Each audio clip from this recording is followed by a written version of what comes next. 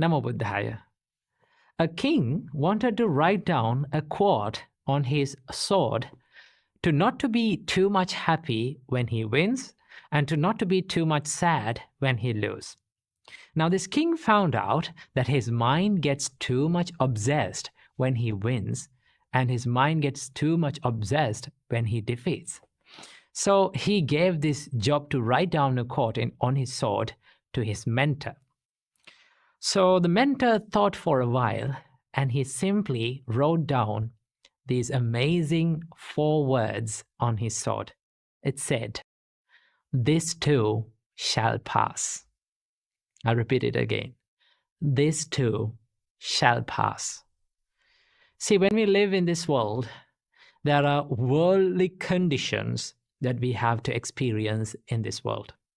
The Buddha named these worldly conditions as 8 worldly conditions, Atta Loka Dhamma. In Dutiya Loka Dhamma Sutta, the Buddha explains this, that because the whole world revolves around 8 worldly conditions. And the 8 worldly conditions revolves around this world. What are these 8 worldly conditions? The Buddha explains that gain and loss is a worldly condition. And praise and blame is a worldly condition. And fame and disgrace is a worldly condition. And pleasure and pain is a worldly condition. So these are the worldly conditions that we go through and we experience in all of our lives. Now the problem is not having to go through these all worldly conditions. The problem behind this is our minds get too much obsessed with these worldly conditions. When we win, our minds get too much attached to it, and we forget that this victory won't last forever.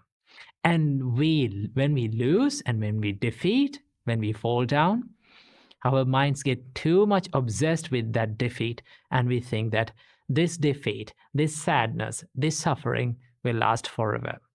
But in reality, all good things come to an end, and as well as all bad things come to an end. Nothing lasts forever. So how can we live by not being attached to this winning and losing, and not being attached to any kind of these worldly conditions? Now, Buddha shows us the way to not to be attached to any kind of these things. The way to do that is to simply understand the nature of all these conditions. What is the nature? The nature of all the worldly conditions is they are subjected to change. Right? When you win, it is subjected to change. When you lose, it is subjected to change. And it is impermanent. Simply, you can remind it to yourself that this too shall pass. Okay? When you hit the rock bottom, when you go through problems, when you go through difficulties in your life, just remember to yourself that this too shall pass. This pain, this suffering too shall pass. And when you win and when you're happy and when everyone cheers for you around you, always remember to yourself that this is not going to last forever. This too shall pass. That is one of my favorite quotes that I read recently. It says, when you win, you are not good as you think you are. And when you lose, you are not bad as you think you are.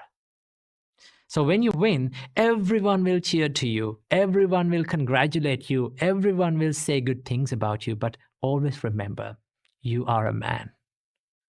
You are a human. You are imperfect.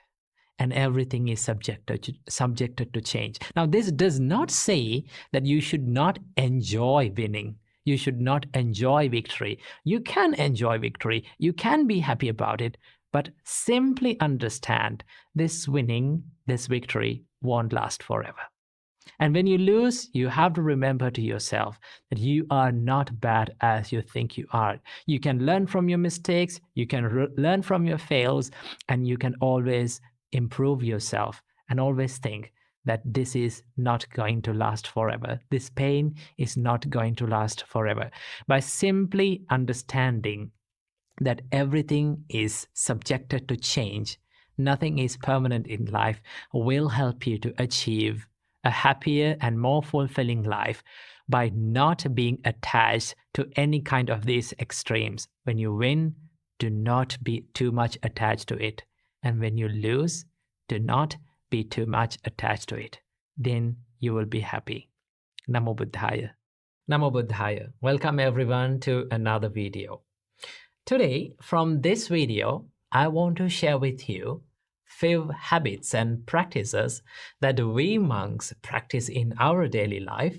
And also I want to share with you few my personal practices that I do in my daily life. And I believe these practices and habits can help you to achieve a more happier and a more fulfilling life. Now, have you seen people, those who are doing extraordinary things that average people wonder and think like, how on earth that person did that? Some people call it luck, okay? Some people call it they are clever. Some people call that they are very skillful, okay? But I would say the secret behind their achievement is a good set of habits that they have done every single day and they have practiced every single day, and those practices and those habits has become a normal part of their life.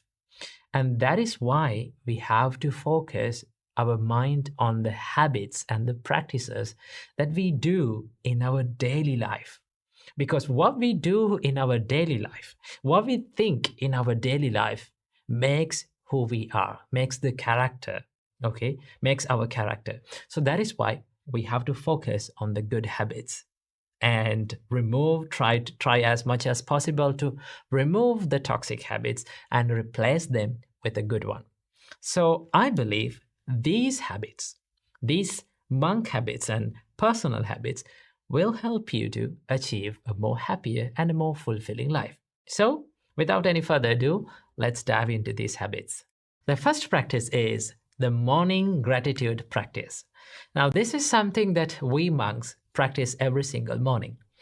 And that is simply to be thankful for and grateful for everything and every person in our life. So the first thing that I practice is I become thankful for the Buddha in the first step. And also for his teachings, it is called Dhamma, and noble community of monks, that is called the Sangha. So these are the three jewels in my life. So I become thankful for all those three jewels.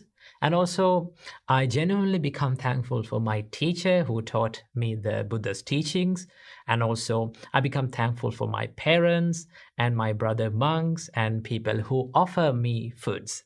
Now, as monks, we don't earn money, we don't cook. So people come to the temple and they offer us food. So when we receive the food, we genuinely become thankful for them. And also I become thankful for all the people who helps me during the day. For an example, there are so many people who are helping me to create these videos. So every single morning, I become thankful for them. And you can become thankful for them as well. And also you can simply be thankful for everything and every experience and every person in our life. And also remember that you can be thankful for bad people as well, right? People who gave you tough times. Why should we become thankful for bad people and the rude people who gave us tough times to our life? Because they are the persons, those are the people who gave us ability to practice the patience and the mental strength, right? Without them, our life would be less interesting, okay? The more we face challenges, the more we face tough times, there's a story for us to tell. So we can be simply thankful for them as well for making our life story more interesting. In that way, you can practice this gratitude practice every single morning. When you practice the gratefulness and when you simply become thankful for everything and every person in your life, you start to feel the value of your life. Because sometimes we forget that we have a value in our life and think like, oh, my life is miserable. My life is worthless. My life has no value. But if you really think about it, if you really focus about it, our life is more valuable. And the first practice is that to practice the morning gratitude. The second practice that I want to share with you today is the morning meditation. Morning meditation is one of the most important practices that we do in our monk's life, right? Why meditate in the morning especially?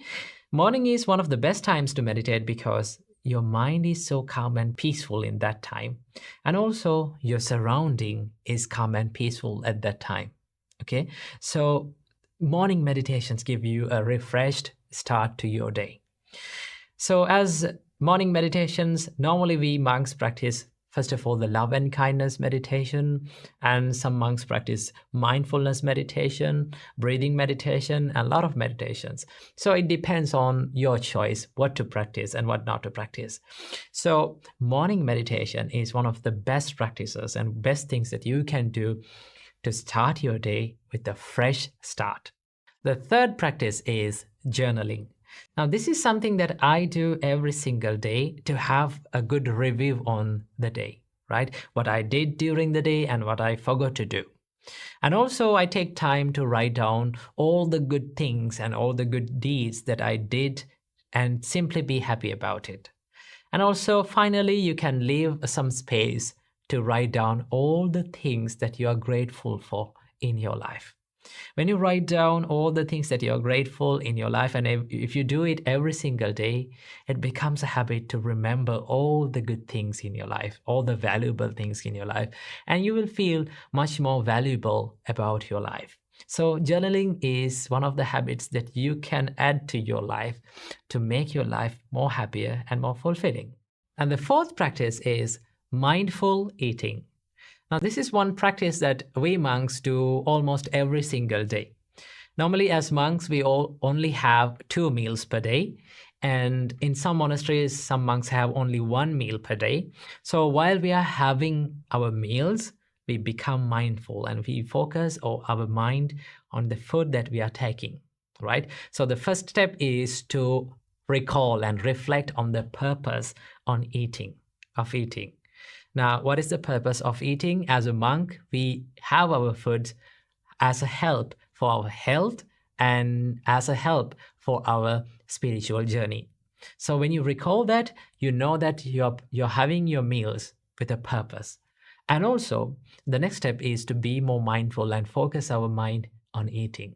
You focus your mind on the texture of the food and the taste of the food and the warmth of the food, and simply be aware of it while having the meals. Now, while you are having these meals, the surrounding, and when everyone is having that meal in the same way, the surrounding is very quiet and calm as the monastery's dining hall. One interesting about the monastery's dining hall is the monastery's dining hall is very calm and quiet while the monks are having the meals, because they simply become mindful about their food. So mindful eating is one practice that you can do in your life. And if you're having a busy life, right, if you don't have some time to meditate, a separate time to meditate, you can practice this mindful eating practice as a meditation. So if you want to know how to practice this, you can watch this video right here that I have done a separate video to how to meditate in a busy life. Check that as well. So this mindful practice is one of the good practices that you can do in your daily life. The fifth and the final practice that I want to share with you today is planning the day. Now, why should we plan the day? Because most of the time we spend our day in autopilot mode, right? We always think, what should we do next? Sometimes we wonder what we are going to do, what we are going to do next. And sometimes we do the things that we don't want to do, and we don't give that priority to the important things in our life, and we miss to do all those important things. And that is why it is really important to plan your day before you start. So every single day, before you're going to bed, you can take a book or whatever that you use to note down, right? And plan your day and prioritize the most important things that you should do and you should focus on during the day, and try to do that most important task during the day in the first place, right? Try as much as possible to do the most important and the most difficult task during the day in the first place. Why should you do this? Because after doing that, you have that mental freedom, right? Mental clarity to do and focus on other things that values to your life. So every single night, before starting every single day, plan your day and start the day. Don't step into the day without planning. Then your day will be planned and you will have much good time, and you can allocate a good time to have a mental freedom and to practice meditations and spirituality. Now, so many people complain about, oh, we don't have time to meditate, we don't have time to read a book because we are so busy. No, everyone is not busy, because everyone has got 24 hours. We all have got 24 hours. Even busy people, not busy people, organized people, well-organized people, and not organized people, unorganized people, we all have 24 hours. It is all about how we organize our day, how we plan our day. So it is really important to plan your day and work on that plan. And then you can have more free and a happier day. So these are the few practices that I do personally and we monks do in our monk's life that can add to your life. I think some of the practices, you're also doing all those things. But if you're not doing this, add them to your life, and then you will start to feel that your life is more lighter, more happier, and more fulfilling. So I wish you all a healthy and a happier life. Namo Buddhaya. Namo Buddhaya. No matter how good we are, no matter how talented we are, there are certain times in life we are going to make mistakes. We are going to mess things up in life. In such times, one of the most common things that we do is we hate ourselves. And this self-hatred can end up in serious situations like suicide. See how many times we say, I love you to someone. How often we say? We say it often, right? But how often we say, I love myself. I appreciate who I am. This is something that we don't do oftenly.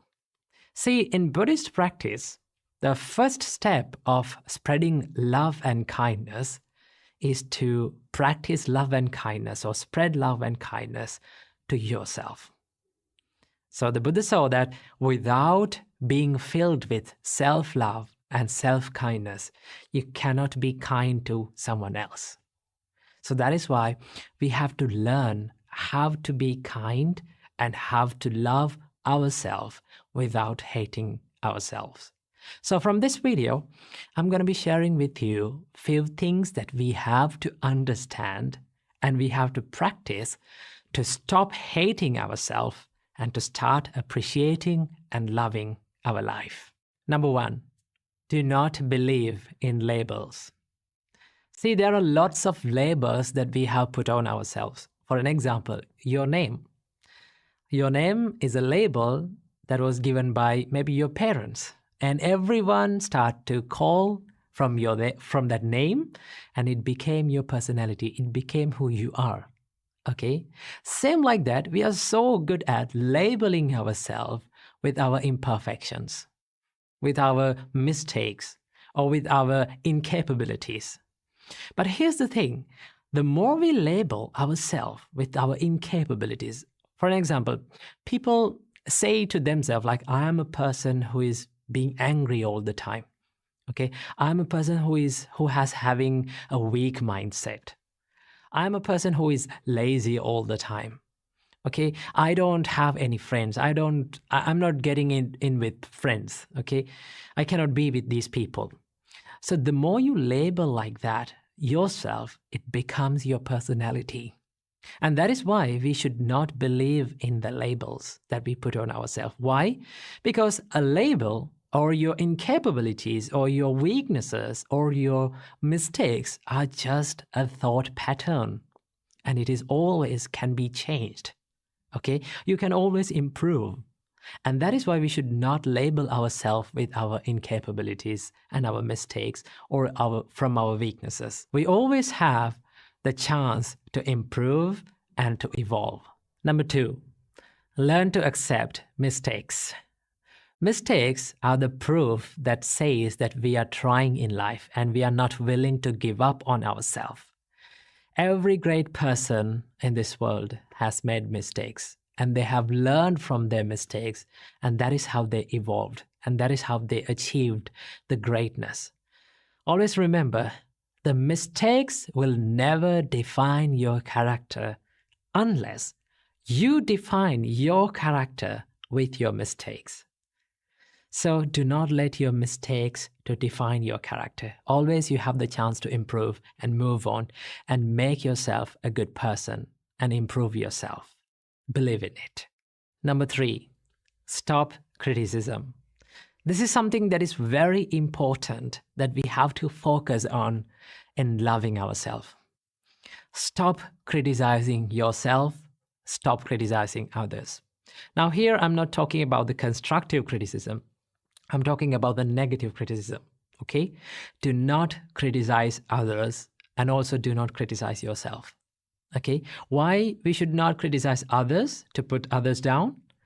In each and every time when we criticize someone, we give the message to our mind that we are better than them, okay? I am perfect than them.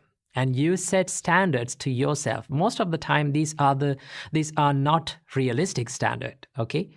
And when we cannot live up to our own standards, what happens to us? We hate ourselves. And that is how criticism steals the self-love and the self-value. And that is why we should not criticize anyone. And number 4, believe that imperfection is beautiful. Just take a deep breath and look into this nature. Everything has that one nature that is the imperfection. From the little plant to the great mountain, everything is imperfect, right? There is no perfectly symmetrical plant in this world. There is no perfectly symmetrical mountain in this world. Everything has the imperfection. And as humans, we also imperfect human beings, okay? And also that gives the chance for us to evolve.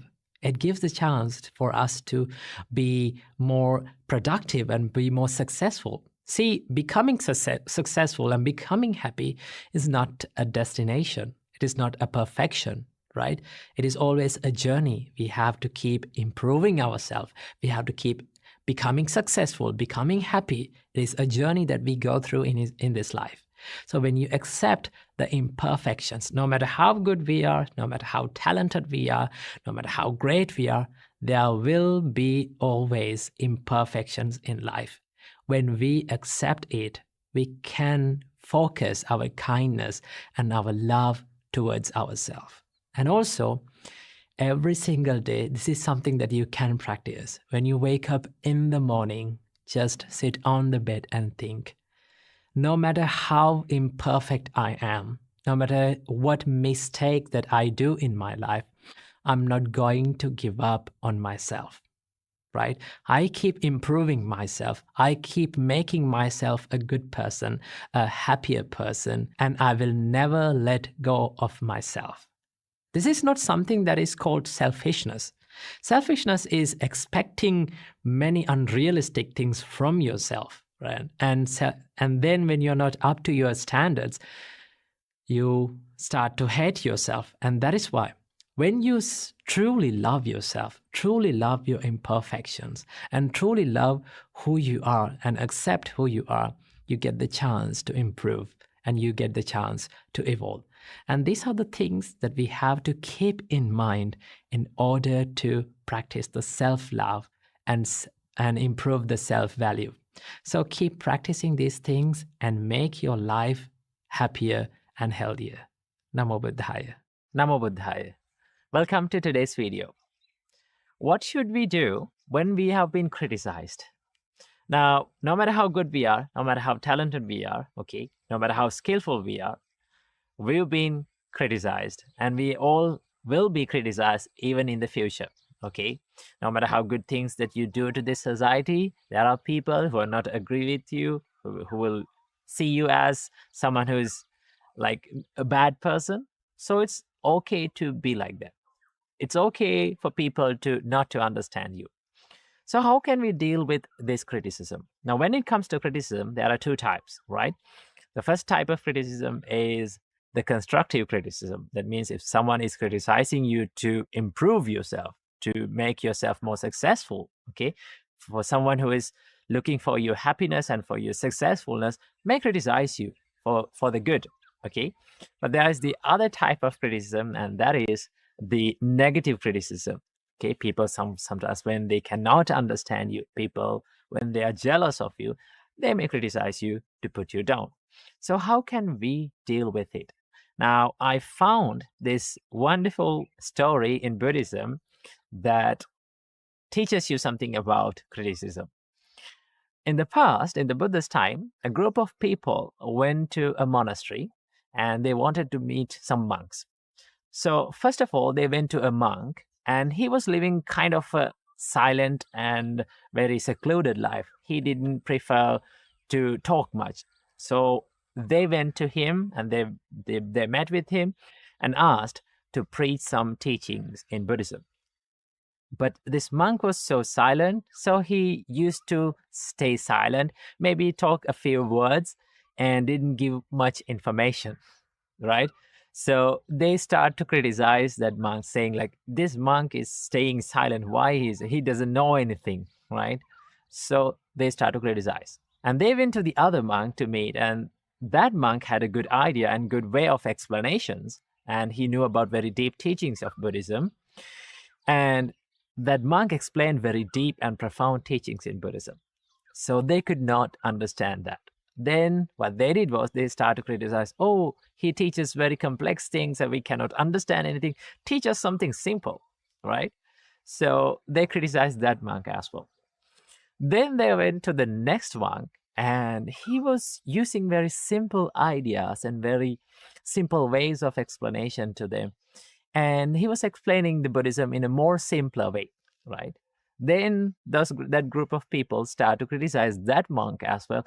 Oh, he's being always simple and superficial and using these simple things we all can understand. Teach us something complex and teach us something deep. Now, all these three monks was confused, like, why do they do it like this? So they went to meet the Buddha. These three monks went to meet the Buddha and informed this incident. Then the Buddha said, no matter you stay silent, no matter you teach complex stuff or like profound stuff, or no matter you use simple words to speak, you will always be criticized by people. That's the nature of this world. No one has never been criticized in this world. Okay? So that is why we have to understand criticism is something that we all face in all of our lives. One thing that you have to be okay with is that for people to not to understand you. Okay, not every person can understand you, not every person can comprehend that what you are doing. As long as you're doing good, as long as you're doing something helpful for yourself and others, then keep on doing it, whether you've been criticized or not.